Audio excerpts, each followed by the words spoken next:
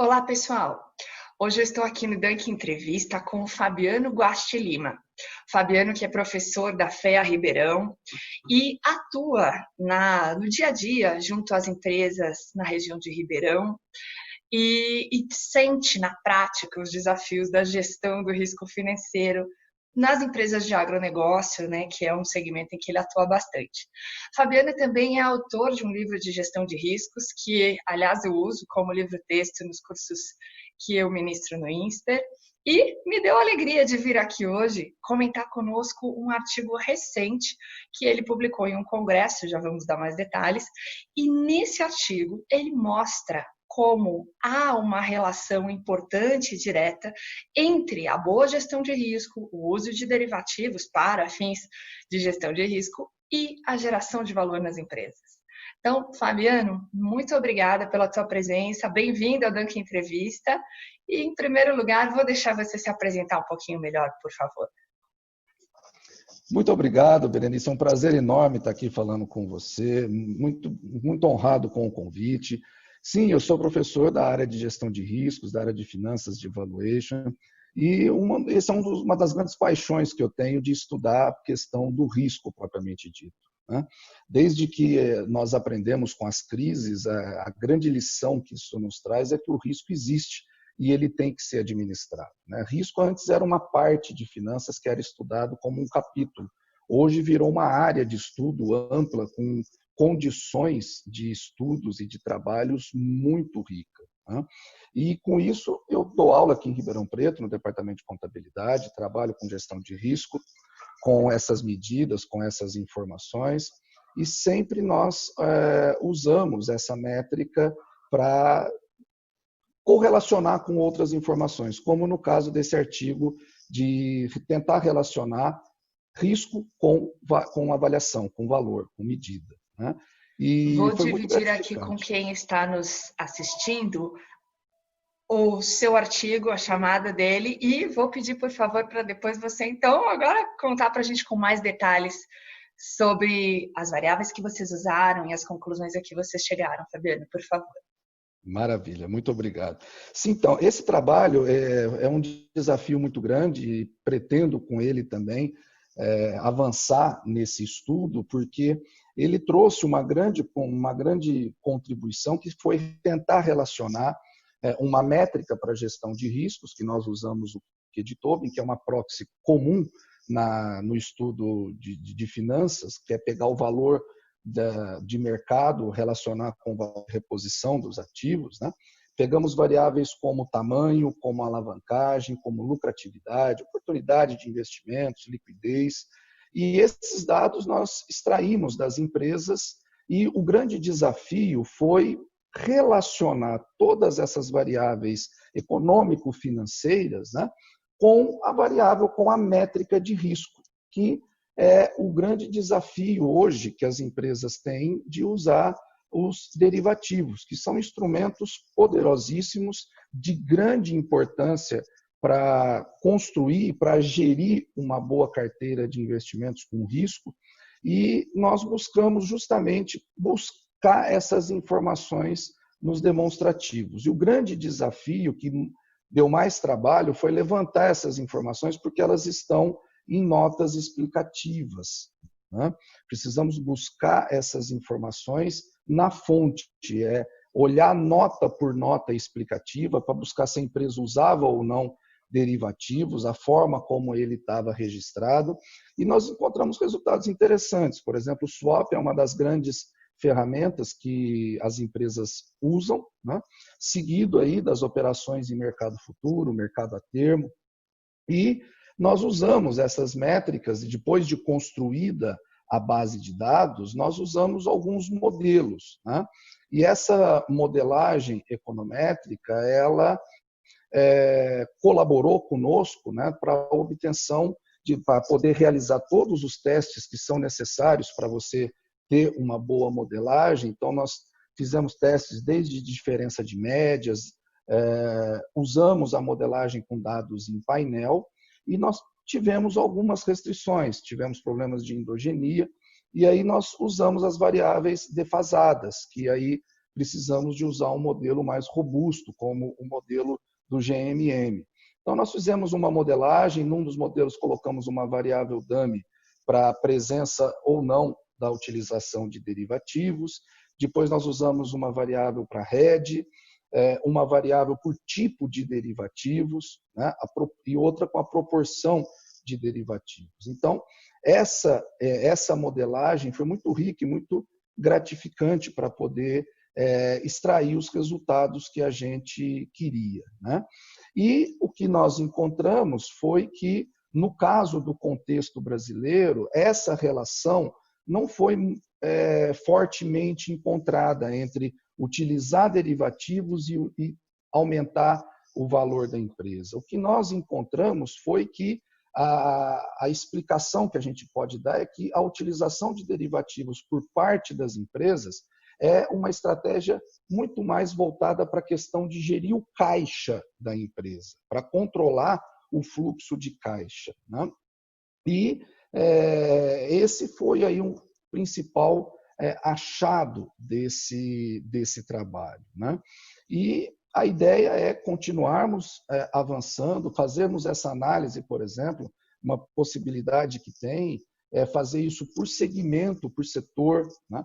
Porque as empresas utilizam os derivativos para hedge, né, para proteção, às vezes com intuitos diferentes, né?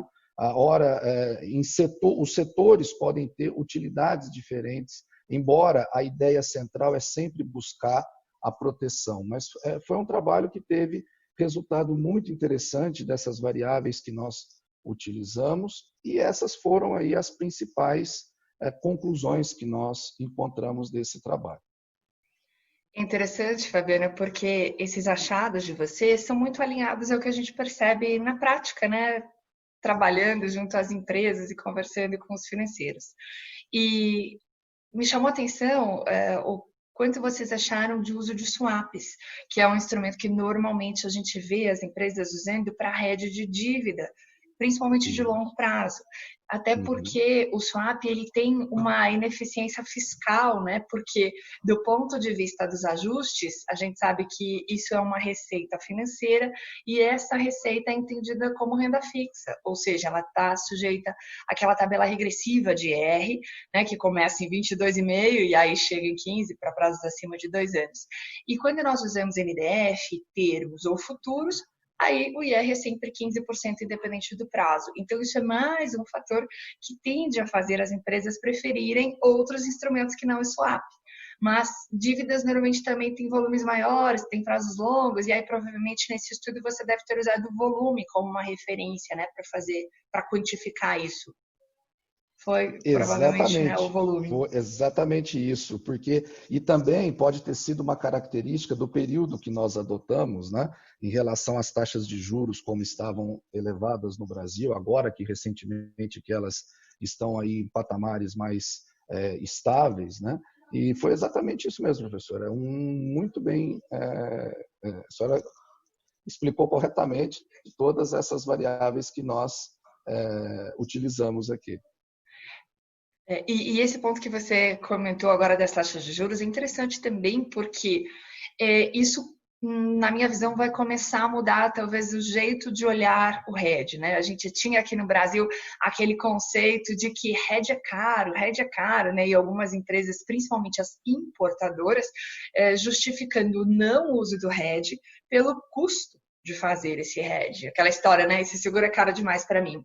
Mas esta redução muito importante das taxas de juros que nós tivemos fez com que esse custo do hedge caísse drasticamente. Né? Algo que era cerca de 10% ao ano. Então, quando a gente pensa a diferença entre o dólar hoje, né, o comercial, o spot, e aquele futuro que a gente trava para aquela data em que quer se proteger, essa diferença, historicamente, era 10%, e agora ela está em 2%, 3% ao ano.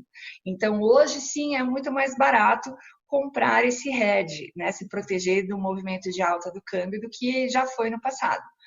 O duro é que o câmbio à vista ainda está caro, né? Acima de R$5, muita gente olha e ainda acha muito caro. mas esse diferencial ele mudou bastante e isso também pode afetar, talvez aí nas futuras pesquisas que a gente fizer, né, esses achados que a gente vai começar a ter aí em relação ao uso de derivativos e os instrumentos.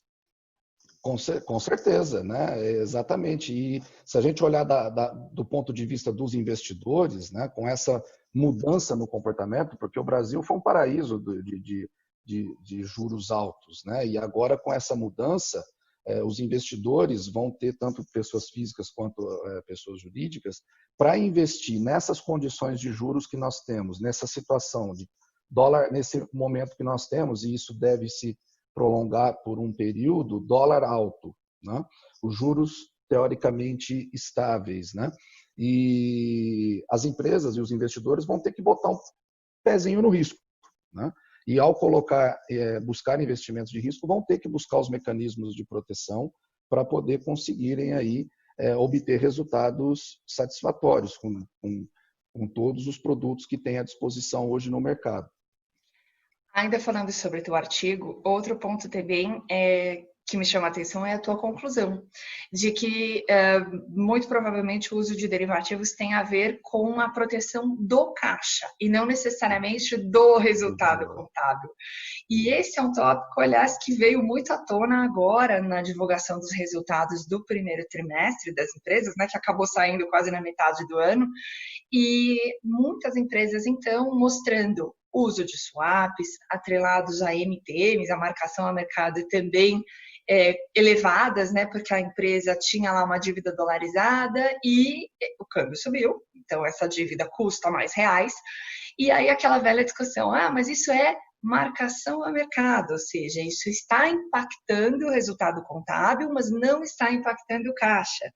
E aí a gente vê, né, tanto no lado aqui da pesquisa científica, os dados mostrando para a gente que, sim, do ponto de vista dos resultados contábeis, parece que não é ali o grande drive de decisão, e na prática a gente ouvindo também, né, os financeiros nos falando isso, não, eu estou preocupada com o caixa, eu estou protegendo o caixa.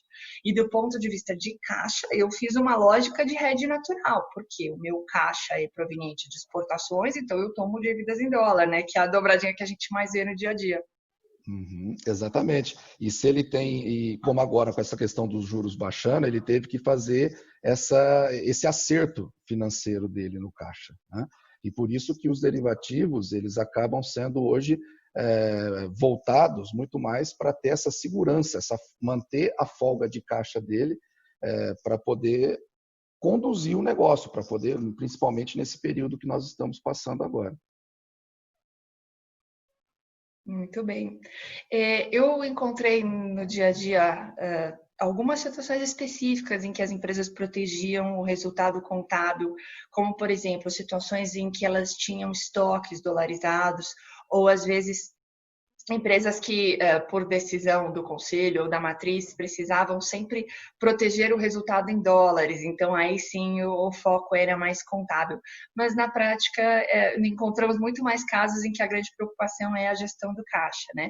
E vemos, claro, que caixa é muito importante, principalmente em momentos de crise, né? Se a gente não protege o caixa, não garante a liquidez do negócio, podemos ter dificuldades, né? Nesse tempo aqui, liquidez é ouro. Exatamente. O caixa é o tesouro bem guardado ali da empresa, né? Inclusive, outras possibilidades que esse artigo trouxe também foi usar outras métricas de avaliação, né? Não somente o QDTOB, mas usar o Free Cash Flow, por exemplo, como indicadores de desempenho, de valor dessas empresas, né? Que nos trabalhos, muitas vezes a gente pega esse indicador do QDTOB para não ter que calcular custo de oportunidade, custo de capital, para poder conseguir uma métrica estável, já sedimentada, já consolidada na pesquisa, mas eu gosto muito de olhar sobre a ótica do fluxo de caixa livre da empresa, né? Que é aquele dinheiro que já pagou todo mundo e é efetivamente da empresa, né? E essa é uma métrica interessante, que eu acho que vale a pena sempre as empresas estarem de olho nela, né, na proteção desse caixa e também na utilização da prática acadêmica. Excelente. E convido a todos a depois lerem na íntegra o artigo do professor Fabiano. Vou deixar aqui nos comentários do nosso vídeo o link para o artigo, para o pessoal poder ler e comentar. E depois te escrever se tiverem sugestões, né? Muito bem, Com sempre certeza, bem-vindo. estamos à disposição. Fabiano, e para a gente concluir aqui, eu gostaria de explorar contigo um tema que não é alvo deste artigo especificamente, mas é tema do teu livro de gestão de riscos e muitas vezes a gente ouve aí, não entende muito bem, é a métrica do VAR, Very at Risk. O VAR muito usado nas instituições financeiras, nem tanto nas empresas não financeiras, e é uma métrica que sofre críticas, mas ainda é talvez a preferida e a mais usada. É claro que ao longo dos anos, desde o final dos anos 90, quando surgiu, né, foi proposta pela primeira vez pelo JP Morgan, surgiram várias sugestões de melhorias, mas existe aquele modelinho clássico que ainda é talvez o mais aceito. Você poderia comentar conosco o que você vê em relação ao uso dessa métrica de VAR nas empresas não financeiras ou aí no dia a dia dos negócios na tua região e que você tem observado? Maravilha. O VAR é realmente uma medida muito interessante para poder avaliar principalmente o poder de diversificação de uma carteira. Ele é uma métrica simples de ser, não é tão simples de ser calculada, mas ela traz na essência dela a medida de possibilidade de você ter uma perda financeira, né? Resguardadas as condições de mercado, de um certo nível de confiança, eu consigo tentar avaliar não somente a possibilidade de perda, né, mas eu consigo usar esse VAR como medida de avaliar retorno quando eu preciso ajustar esse retorno ao risco, que são as medidas de Harrop, né, de retorno ajustado ao risco, que é muito utilizada para você, principalmente para tomada de decisões. Se eu vou escolher uma carteira A, uma carteira B, como que eu avalio o retorno que essa carteira pode me dar, mas ajustadas as condições de risco de mercado. E aí o VAR ele tem essa utilidade prática, vamos dizer assim, para conseguir tomar essa decisão a favor de um investimento A ou de investimento B. E o VAR também ele é utilizado, sabemos das críticas, sabemos que ele tem algumas premissas ali, dentre elas a distribuição, né, que a gente considera ali de probabilidade, mas ele ainda assim é uma medida que a gente encontra nos relatórios das empresas financeiras, que a gente vê que o mercado ainda gosta, né? O mercado ele considera essa métrica, apesar de todas as limitações, é uma métrica muito utilizada para o controle e o gerenciamento do risco de uma carteira. E também na área de risco de mercado, e a gente vê também a utilização em outras áreas, como crédito, por exemplo, na área de risco operacional, que é uma métrica que você consegue enquadrar ela nas mais diversas funcionalidades do risco. E até para renda fixa a gente consegue fazer essa mensuração, né? Justamente para poder ter essa comparação da rentabilidade sob condições de risco. Então, o VAR, nesse ponto, ele traz essa facilidade não só de diagnóstico, mas também de entendimento e de tomada de decisão no dia a dia dos negócios. E vale comentar que na renda fixa a gente tem dois fatores de risco. Um que é o risco de mercado, em função de variações da taxa de juros, Da e outro que é o taxa. risco de crédito. E a gente Isso. tem os dois VARs, né? O VAR do risco de mercado e o VAR do risco de crédito. Então, a composição deles nos ajuda a entender melhor ali o contexto geral de riscos e verificar se o retorno que a gente tem naquela aplicação, naquele título de dívida, está adequado ao risco, né? Então, múltiplas aplicações, isso é muito interessante essa tua visão. E eu pessoalmente acredito, Fabiano, que quando a gente combina para risco de mercado o VAR e análises como testes de estresse, né, em que a gente pensa aí cenários bem adversos e vê como é que a empresa, os fluxos de caixa e o negócio se comporta, a gente tem uma visão muito interessante, né? Porque o VAR ele funciona bem para contextos mais estáveis. Tem uma frase que eu acho que ilustra bem, diz assim, que o VAR é aquele guarda-chuva que não funciona bem na tempestade, né? Então, se a garoa, a chuvinha fraca, ele funciona bem, quer dizer, em condições mais normais de mercado, ele funciona bem. E aí, você, atrelado a ele, usando o teste de estresse, você consegue ver como é que a empresa se comporta. E isso a gente encontra, aliás, hoje nas notas explicativas das companhias, né?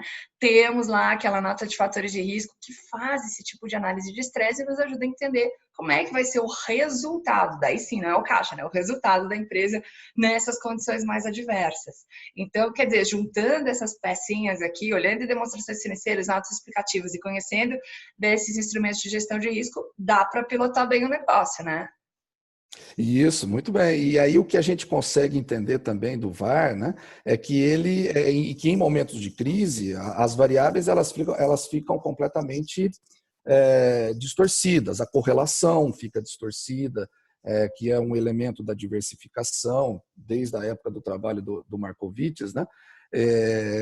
Até justamente nessa questão da simulação, de você colocar condições adversas e ver o que acontece, né? Ver o dimensionamento do efeito que isso pode ter, desses cenários incertos, dessas variáveis estressadas que você coloca, e se esse guarda-chuva, né, ele vai conseguir captar, em essência, a perda, né, em saber da qualidade, se o seu VAR está ali atingido, protegendo efetivamente ali os seus instrumentos de investimentos. Excelente, Fabiano. Eu agradeço muito a sua participação aqui no Dunk Entrevista, todas as informações e o conhecimento que você dividiu conosco. Deixo os links do teu artigo e do teu livro aqui também para quem nos assiste. Te convido, claro, a gente conversar muito mais. Já concluímos que temos que fazer um papo também mais focado na parte de risco de crédito, então teremos outras oportunidades. Mas por hoje, mais uma vez, muito obrigada. Desejo sucesso no seu caminho aí em Ribeirão e região. E até breve, Fabiano. Muito obrigada. Eu que agradeço, fiquei imensamente feliz com o seu convite e certamente vamos aí falar mais para frente. Te agradeço muito e estamos aqui sempre à disposição. Muito obrigado. Obrigada a você.